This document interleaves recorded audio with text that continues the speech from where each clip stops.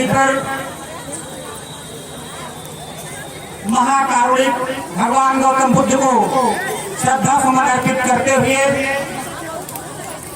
Bharat Ratna doctor Bhimrao Ambedkar को श्रद्धा सुमन अर्पित करते हुए आज बाबा साहब की इस 134वीं वर्षगांठ पर आप सभी विद्वान साथियों का हार्दिक स्वागत वंदन एवं अभिनंदन करता हूँ।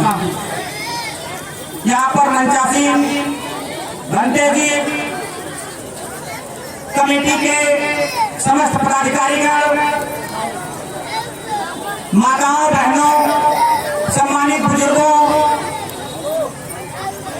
उत्साह से लबरेज हमारे नौजवान साथी, भीम आर्मी के सिपाही, बाबा साहब के कारमा को आगे बढ़ाने वाले नौजवान साथियों, बहनों और भाइयों, मैं आपका इस मंच के माध्यम से आह्वान करता हूँ, आपका स्वागत वंदन एवं अभिनंदन करता हूँ कि आप अपने उत्साह को कभी कम मत होने दीजिएगा।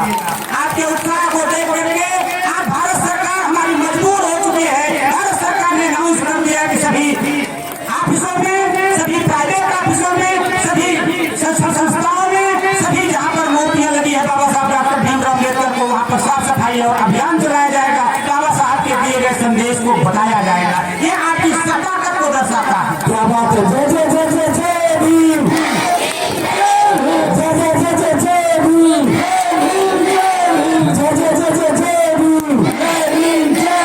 सम्मानित साथियों, आपको देख करके यह मंच आह्लादित है और मैं ऐसी माताओं को धन्यवाद देना चाहता हूँ, बधाई देना चाहता हूँ जिन्होंने अपने नन्हे मुन्ने बच्चों को ट्रेन करके इस मंच पर बाबा साहब के कारवां को आगे बढ़ाने के लिए पैदा किया है। ऐसी माताएं हमारे बीच में बैठी हुई हैं। आपकी कोख से जन्म लेने वाला आज नन्हा मुन्ना बच्चा कल बाबा साहब के कारवां को आगे बढ़ाएगा, भीम के झंडे को आगे ले जाएगा। आप ऐसी तालीम दीजिए, ऐसी शिक्षा दीजिए, ऐसे इसको मत दीजिए। बाबा साहब का इसका जैसे बाबा साहब ने कहा था, शिक्षा वह शेरनी का दूध है, जो पिएगा वही गुर्राएगा। मेरी माताओं और बहनों, मेरी आवाज आपके कान तक जा रही है। मेरा सिर्फ आपसे एक निवेदन है कि आप अच्छी साड़ी मत पहनिए, एक रोटी कम खाइए, एक मीटिंग का भोजन मत करिए, लेकिन अपने बच्चे की फीस और अपने बच्चे की पढ़ाई पर वह पैसा खर्च करिए। यदि आपने अपने बच्चे को सही शिक्षा देगी तो वह अपने जिंदगी में सब कुछ हासिल कर लेगा जो चाहेगा। बाबा साहब भीमराव अम्बेडकर अपना पेट काट करके, रात भर अपनी नींद हराम करके हमको आपको ऐसा भारत का संविधान दिया है जिसकी ताकत है। हमें आपको बाबा साहब के संदेश को, बाबा साहब के उपदेश को आत्मसात करना होगा, बाबा साहब की बताई गई शिक्षाओं को आत्मसात करना होगा और अपनी माताओं बहनों से आप लोग करके कहीं जाए ना, जो भी वहाँ पर है वो देखा जा रहा है, बिना वजह के अपने भागने लगते हैं, इससे और अव्यवस्था हो जाती है। आप सब जहाँ वैसे बैठे रहे, कार्यक्रम चलता रहेगा, वो पुलिस विभाग, पुलिस प्रशासन लगा वो व्यवस्था को देख लेगा। आप सब लोग बैठ जाए, कोई यहाँ सब करके जाए ना, नमस्ते बैठे। सम्मानित साथियों, अभी आपने देखा होगा थोड़ा सा व्यवधान इसी कारण से आया जिससे हमारी आपकी कार्यक्रम में बाधा पड़ी। हम आपको बताना चाहते हैं, बाबा साहब डॉक्टर भीमराव अकेले ऐसे थे जो संविधान समिति के अध्यक्ष डॉक्टर राजेंद्र प्रसाद जी बनाए गए थे, लेकिन उस संविधान प्रारूप समिति के अध्यक्ष डॉक्टर B.R. अम्बेडकर थे। उनके साथ में लगभग 6 अन्य सदस्य थे। माननीय Alladi Krishnaswamy Iyer, M Gopalaswami Ayyangar, doctor K.M. Munshi, Syed Mohammad Saadulla, B.L. गिट्टर, श्रीमान माननीय D.P. खेतान साहब। जो हमारी प्रारूप संविधान समिति बनी थी उसमें ये 6 सदस्य थे। और आप लोगों को ये भी बताना चाहता हूँ, जब संविधान लिखा जा रहा था, बहस चर्चा चल रही थी, उसमें से भी कुछ सदस्य, उस प्रारूप समिति के सदस्य उपस्थित नहीं रहे। कुछ सदस्य संविधान लागू होने से पहले ही, संविधान बनने से पहले ही इस धरती पर नहीं रहे। फिर भी उसमें से भी 1-2 सदस्य, कुछ लोगों का पूर्ण सहयोग नहीं मिल पाया इन्हीं कारणों से। लेकिन बाबा साहब को जिम्मेदारी मिली थी कि आप अपने संविधान प्रारूप संविधान समिति को नियमित समय में, निर्धारित समय में लिख करके देना है। बाबा साहब उसमें से 3-4 सदस्य कहीं बिजी होने के बावजूद भी उनकी भी जिम्मेदारी संभालते हुए बाबा साहब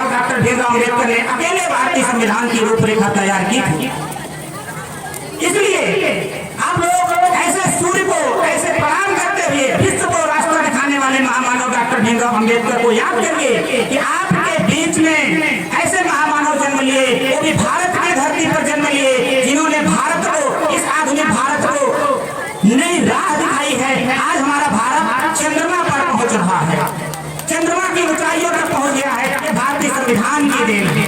आज किसान का बेटा राष्ट्रपति, प्रधानमंत्री, डॉक्टर, इंजीनियर, IPS, IAS बन रहा है, वो हमारे आपके संविधान की देन है, वो हमारे आपके शिक्षा व्यवस्था की देन है। इसलिए 140 करोड़ देशवासियों के लिए यह भारतीय संविधान सबसे पवित्र ग्रंथ है, जिससे उसकी दिनचर्या भारत देश चल रहा है।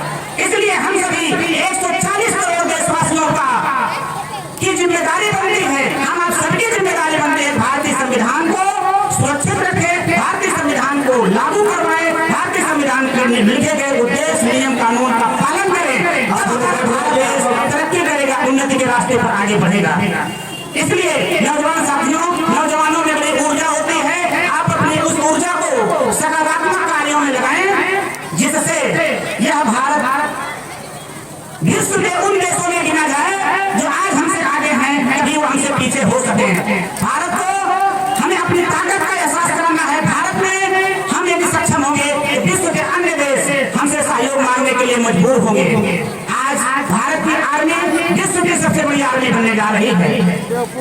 उसमें जो भी हमारे नौजवान साथी रात दिन सेवा कर रहे हैं, हम बॉर्डर पर सेवा दे रहे हैं, हमें उनकी भी कदर करनी चाहिए। तभी हम आप यहाँ सुरक्षित हैं, तभी हम आप अपने मन से अपना धर्म, त्योहार, रीति रिवाज, सांस्कृतिक कार्यक्रम, जयंतियां मना रहे हैं। इसलिए उन नौजवान साथियों को भी सलाम करता हूँ जो बॉर्डर पर रहकर के भारत देश की सुरक्षा में अपना तन मन धन अर्पित कर रहे हैं। इसलिए मैं आप लोगों से आग्रह करता हूँ, साथियों, अभी सूचना आई जो पुलिस रिपोर्ट है, कोई दारू पी करके जो हमारे ट्रस्ट का, हमारे मिशन का हमारे संबंधित नहीं है, अनावश्यक ये कुछ अराजक तत्वों द्वारा, असामाजिक लोगों के द्वारा ये अव्यवस्था फैलाई जा रही है। तो उनको हम लोगों ने पुलिस को हैंड ओवर कर दिया, तो वो गए, पुलिस अपनी व्यवस्था देख रही है। एक सूचना हमारे प्रभारी देख ले, जो झांकी रोड पर लगी है उसको लाकर लगवा ले, रोड खाली करवा ले। हमारे पदाधिकारी जाकर तुरंत देखते रहे, सबके सामान पेपर झांके इधर ला करके और कार्यक्रम चलता रहे। देखिए साथियों, ये विचारधारा की लड़ाई है, इस तरह की विसंगतियां हमेशा आएंगी। ये प्रायोजित कार्यक्रम होते इस तरह का कराया जाता है, तो इसके लिए आप लोग सावधान रहे, सतर्क रहे, अलर्ट रहे। और जितने भी झांकी में आए, जितने भी लोग शिरकत करने आए, अनुशासन पूर्वक है, क्योंकि अनुमति प्राप्त कार्यक्रम है और अनुशासन और संवैधानिक दायरे लगा के हम लोग कार्यक्रम करते हैं। हमारी पदाधिकारी रोज जो है खाली कराना सुनिश्चित करें। धन्यवाद साथियों, मैं आप लोगों को बताना चाहता हूँ, बाबा साहब एक ऐसे मसीहा थे जो हमारे भारतवासियों के हाथों में किताब और कलम चाहते थे। ये केवल बाबा साहब और महापुरुष उनके बगल में खड़े हुए छत्रपति साहू जी महाराज, राष्ट्रमाता सावित्रीबाई फुले की देन है कि आज हमारी ये बेटियां इस भारत में सुरक्षित हैं, जिनके लिए स्कूल कॉलेज की व्यवस्था है। हमारी बेटियां इतनी सुंदर सुंदर प्रस्तुति दे रही थी। निश्चित रूप से ये उस माता सावित्रीबाई फुले के लगाए गए उस पेड़ की, उस खोले गए विद्यालय की देन है। आज हमारे यहाँ करोड़ों की करोड़ों माताएं बहनें, बेटियां हमारी सुरक्षित शिक्षा ग्रहण कर रही हैं। ऐसी आदर्श माताएं जिस समाज में होगी, निश्चित रूप से वो समाज तरक्की करेगा। और आप लोगों को भी, माताओं बहनों से भी मेरा अनुरोध है, यहाँ पर अपने बच्चों को अच्छी से अच्छी शिक्षा, अच्छी से अच्छी तालीम देने का प्रयास करें, अंधविश्वास से दूर रखें। उसको स्कूल, कॉलेज और विश्वविद्यालय की आवश्यकता है, किसी की कृपा की आवश्यकता नहीं है। उसको विश्वविद्यालय भेजिए, विश्व के जब ज्ञान को इकट्ठा करेगा, निश्चित रूप से वो हीरा की तरह चमकेगा। मेरे बाबा साहब का कहना था कि पैरों के जूते भले ही ना हो, लेकिन हमारे बच्चों के हाथ में किताब और कलम होनी चाहिए।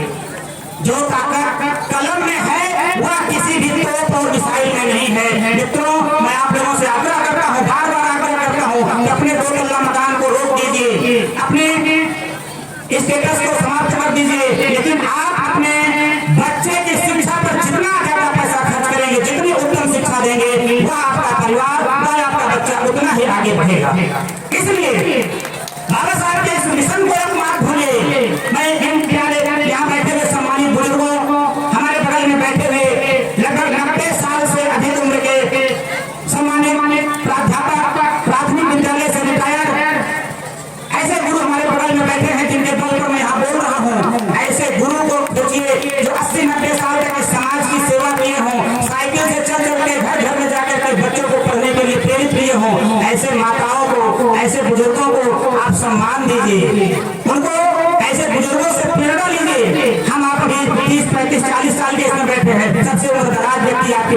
रखा है उनसे हमें सीखने की आवश्यकता है।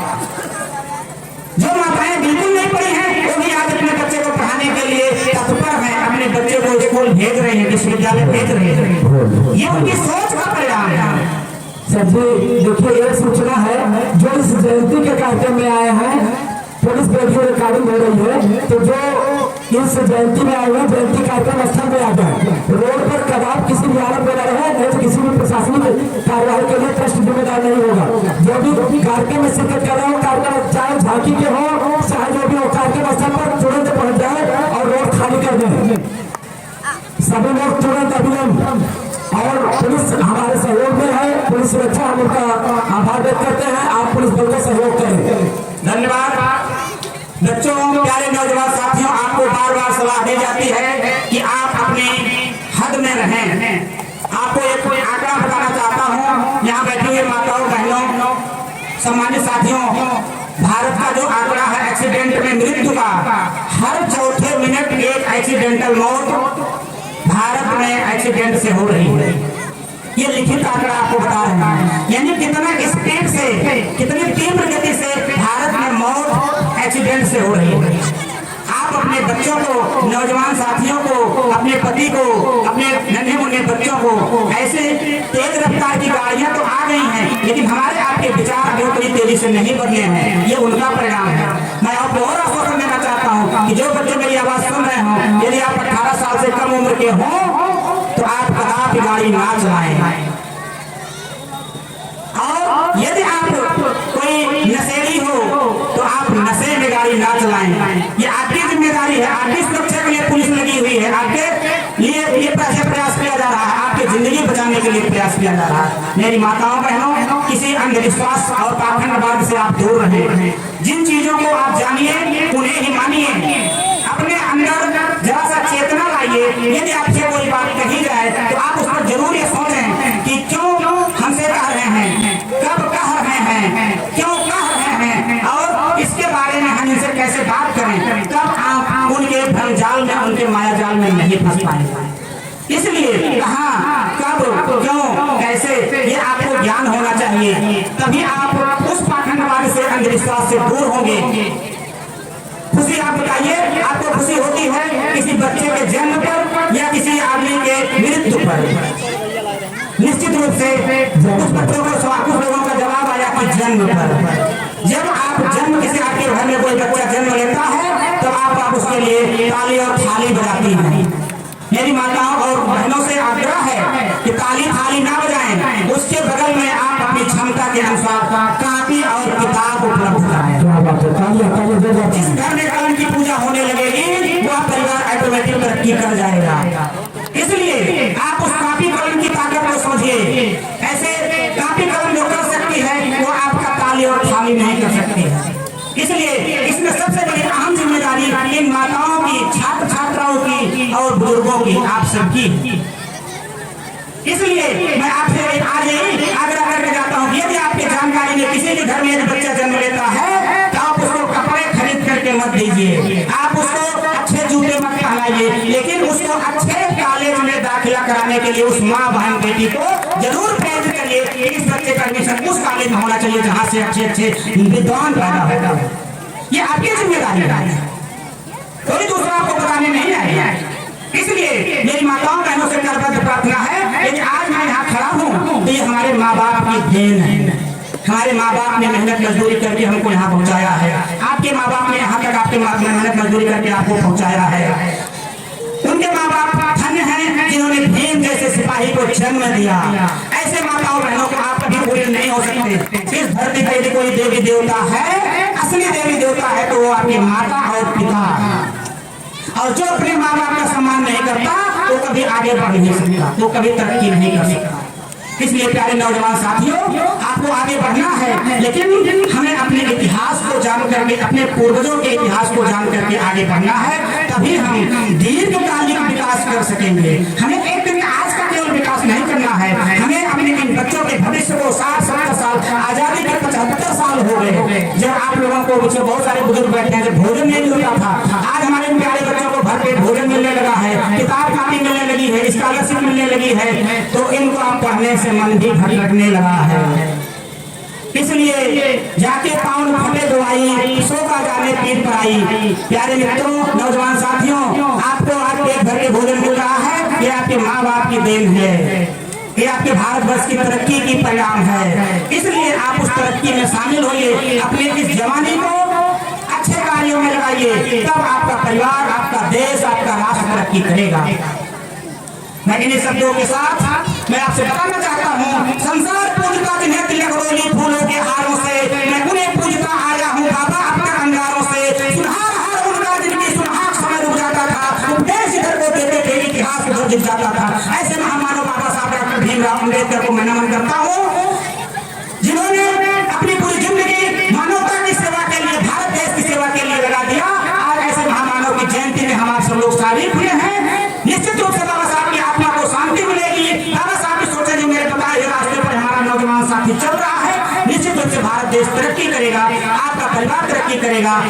हम आप गर्व से सीना चौड़ा करके कहेंगे जय भीम। जो भी लोग उपस्थित हैं मैं उनसे अनुरोध करता हूँ, हाथ उठा करके जोर से बोले जय भीम, जय भीम, जय भीम। बाबा साहब अमर रहे, बाबा साहब अमर रहे, बाबा साहब अमर रहे। धन्यवाद नौजवान साथियों।